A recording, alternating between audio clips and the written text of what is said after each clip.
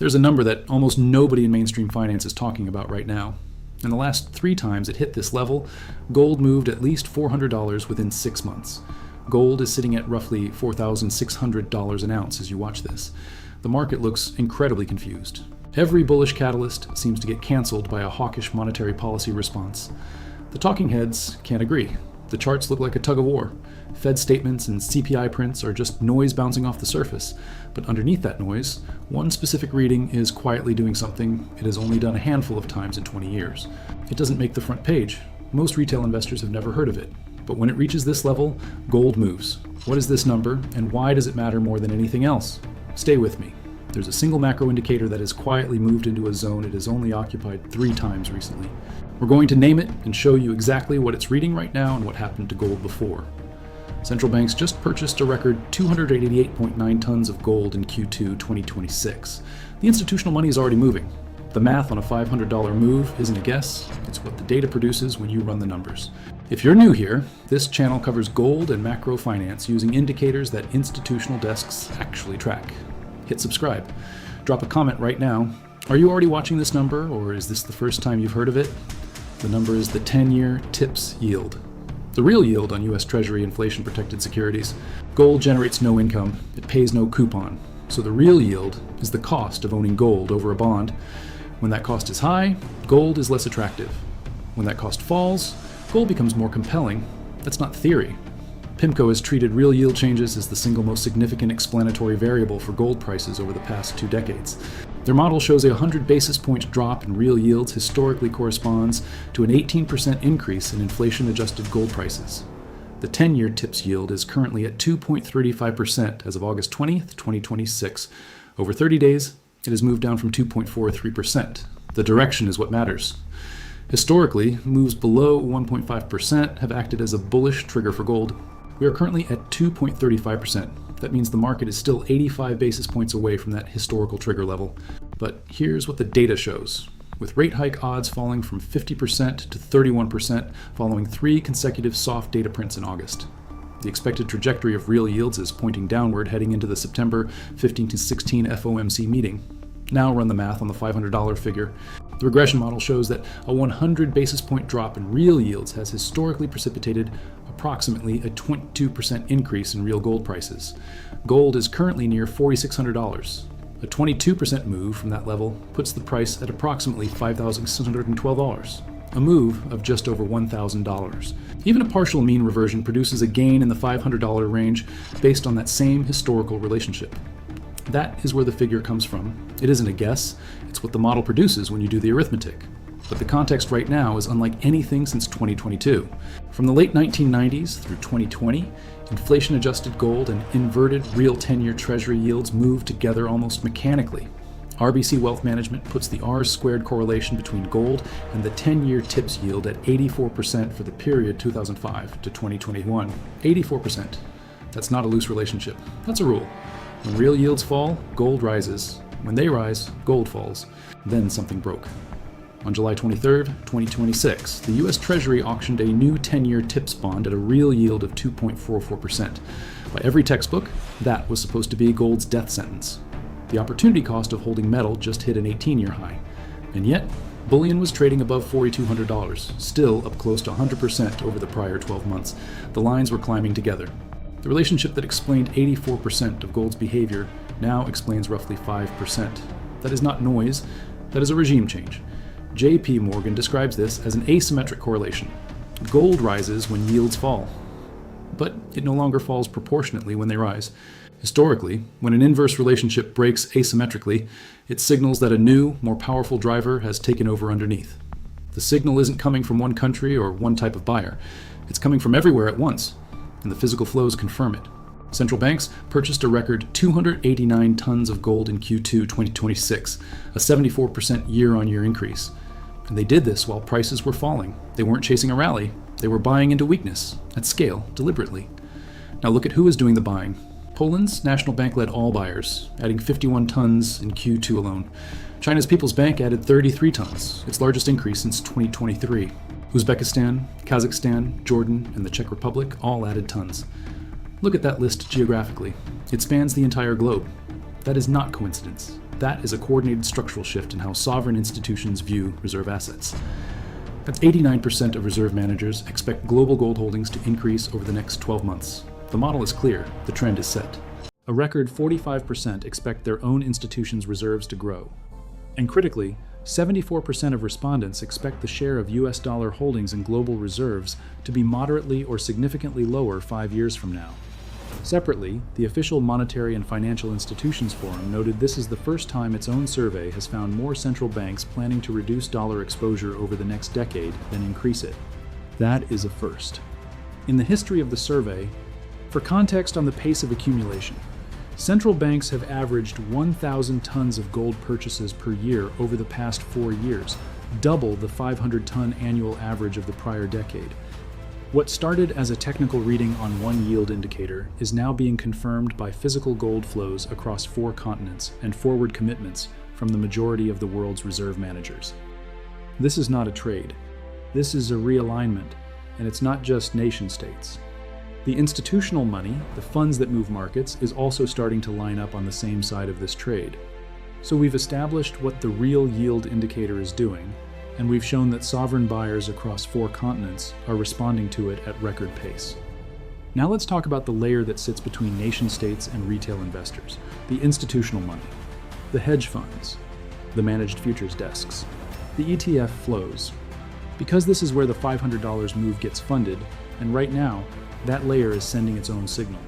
Start with the futures market. The most recent CFTC commitments of traders report data through the 14th of August, 2026, shows managed money net long positioning in COMEX gold futures at 217,900 contracts, up from 197,600 the prior week.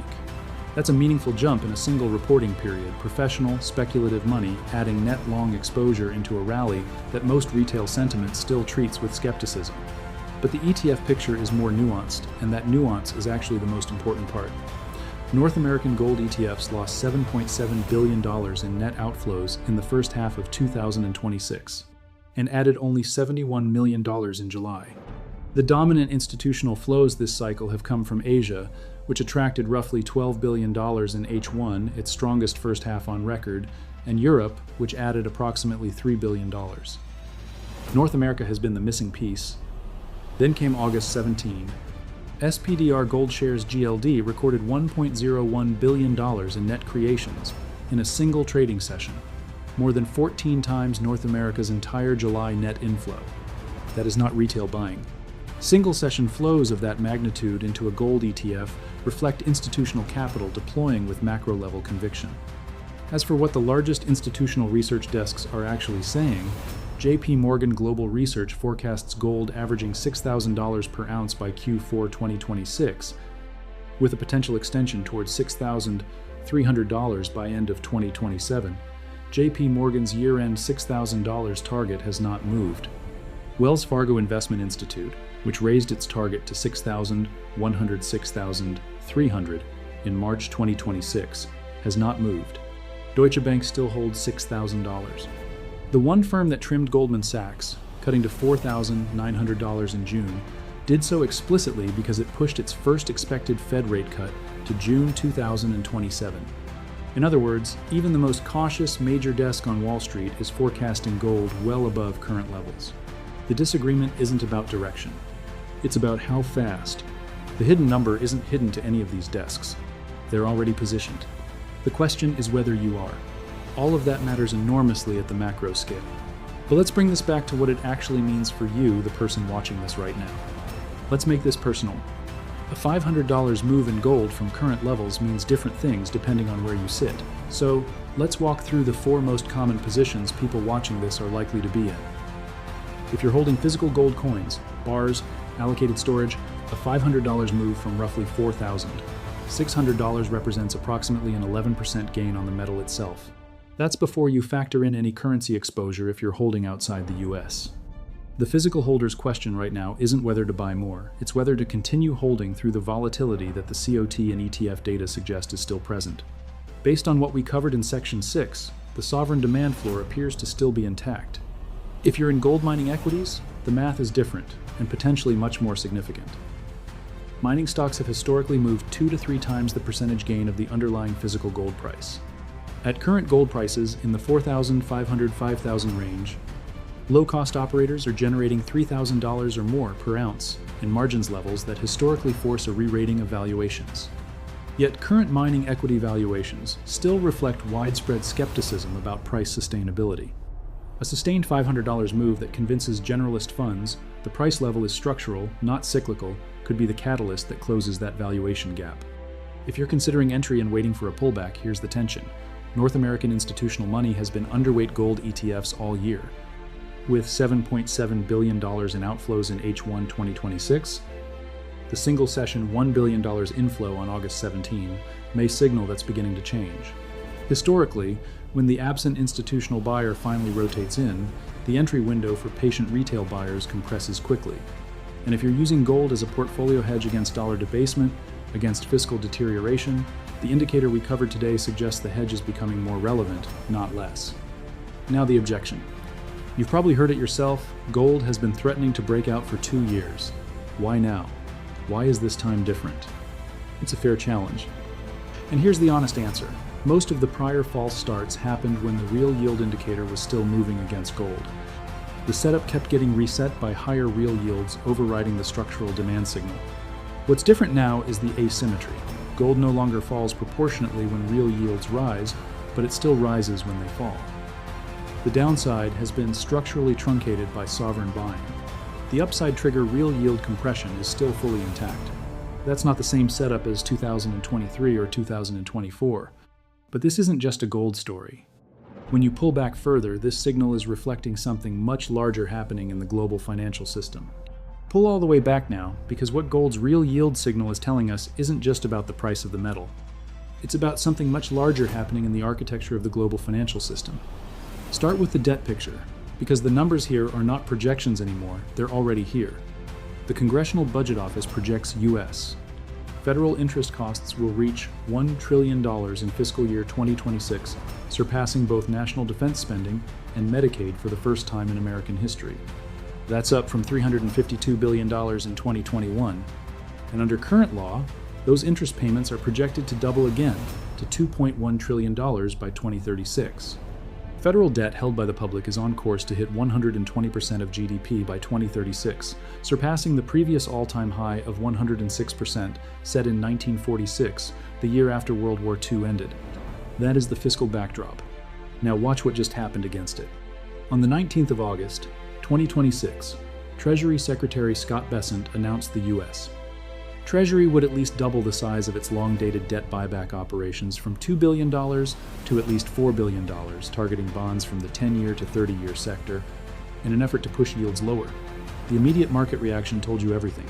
Gold surged to its highest level since mid-May, finishing the week approximately 5% higher. UBS Group's chief strategist Banu Baweja said on Bloomberg TV that gold will be the main beneficiary of the Treasury's yield suppression effort, while the dollar will pay the price. Saxo Markets chief investment strategist Charu Chanana put it plainly, what is interesting is that gold has held up even as long-end Treasury yields remain elevated. That suggests the rally is increasingly about dollar weakness and U.S. fiscal or monetary credibility, rather than simply a lower yield story. That observation is the macro implication in one sentence. Gold is no longer just responding to the real yield indicator mechanically. It is responding to what that indicator represents, the credibility of the sovereign issuing the bonds. The US dollar currently holds approximately 57% of global foreign exchange reserves, down from roughly 71% in 2000. 74% of the world's reserve managers, surveyed by the World Gold Council earlier this year, expect dollar holdings to be moderately or significantly lower in 5 years. That is not a fringe view. That is the consensus of the institutions that manage the world's money. Gold rising while real yields stay elevated, while sovereign buyers accumulate at record pace, while the Treasury intervenes directly in bond markets to suppress its own borrowing costs. These are not separate stories. They are one story. And the real yield indicator we've been tracking all video is the canary in the coal mine for how that story ends. So if that's the big picture, what do the charts and the numbers say about timing and levels right now? Now let's ground all of this in the chart, because macro narratives without technical structure are just storytelling. Here are the actual levels that matter. Gold reclaimed the 200-day simple moving average at $4,000 $514 in mid-August, triggering the rally that pushed price above $4,600. That reclaim is technically significant. The 200-day SMA is the line that separates a strong bounce from a genuine trend reversal, and gold hadn't traded above it since June. Current price, as of the time of recording, sits near $4,600. From that level, a $500 move puts gold at $5,100, still below the January 2026 all-time high of $5,597, which means this is not a speculative moonshot target. It is a return to a price level gold has already demonstrated it can trade at. The immediate resistance levels are $4,650, then $4,700, then the May 8 high at $4,749, and the psychological $4,800 level above that. Each of these will act as a speed bump. Expect consolidation at $4,650, $4,700 before any continuation. A confirmed break and close above $4,760 on elevated volume opens the technical path toward $4,880, $4,937, and ultimately the $5,000 level, each of which represents a prior resistance cluster. The RSI is currently in bullish territory, and the momentum reading supports continuation in the near term. The move from $4,118 to $4,432 in just 5 sessions in early August came with a roughly 95% surge in spot turnover and futures open interest climbing in parallel, meaning the rally had volume confirmation, not just price movement. That breadth matters. Now the invalidation scenario, because intellectual honesty requires one, if gold falls back below $4,600 and loses the 200-day SMA at $4,514, the first meaningful support is the 100-day SMA at $4,379. Below that lies $4,300, and further down the 50-day SMA near $4,164. A weekly close below $4,379 would materially weaken the near-term bull case and suggest the August breakout was a false start rather than a genuine trend reversal. That is the level to watch. It doesn't mean the macro thesis is wrong. Sovereign buyers don't disappear because a chart level breaks, but it would mean the timing of the $500 move extends further out than the current setup implies. And we're not the only ones flagging this setup. Let's look at what some of the most credible voices in this space are currently pointing to. We've built the case from the data up. Now let's hear from the institutions. JP. Morgan Global Research, led by Greg Shearer, head of base and precious metals, has published its view explicitly. Gold serves as a debasement hedge, and its price trajectory is directly shaped by real yields. In their published 2026 outlook, the bank states that the single most significant bearish risk would be a scenario where real yields are forced higher by a Fed hiking cycle, precisely the inverse of the setup we've been describing. JP Morgan's Q4 2026 target remains $6,000 per ounce, implying approximately $1,400 of upside from current levels. This week, UBS Group Chief Strategist Banu Bawehia said on Bloomberg Television that the Treasury's move to suppress long-end yields is a very important signal for gold, and that bullion will be the main beneficiary while the dollar will pay the price. Saxo Markets Chief Investment Strategist Charu Chanana added, "The rally is increasingly about dollar weakness and U.S. fiscal or monetary credibility, rather than simply a lower yield story." 3 institutions. 3 separate angles. 1 conclusion. The real yield framework we've tracked all video is exactly what the most credible voices in global markets are watching too. So let's pull everything together. Here's what we covered and why it matters. Let's bring it all together fast. The hidden number is the 10-year TIPS real yield, currently sitting at 2.35%, and its direction is what matters, not just its level. The correlation that governed gold for 4 decades just broke. Real yields hit an 18-year high at the July TIPS auction, and gold refused to fall. Central banks responded by purchasing a record 289 tons of gold in Q2 2026 alone, led by Poland, China, Uzbekistan, and Kazakhstan. 89% of the world's reserve managers expect global gold holdings to rise further, while 74% plan to reduce dollar exposure over the next 5 years. The U.S. government is now spending $1 trillion annually on debt interest, a post-World War II record, and the Treasury just intervened directly in bond markets to suppress its own borrowing costs. Gold has reclaimed its 200-day moving average at $4,514, with the next meaningful resistance cluster between $4,750 and $4,800 before the path to $5,100 opens.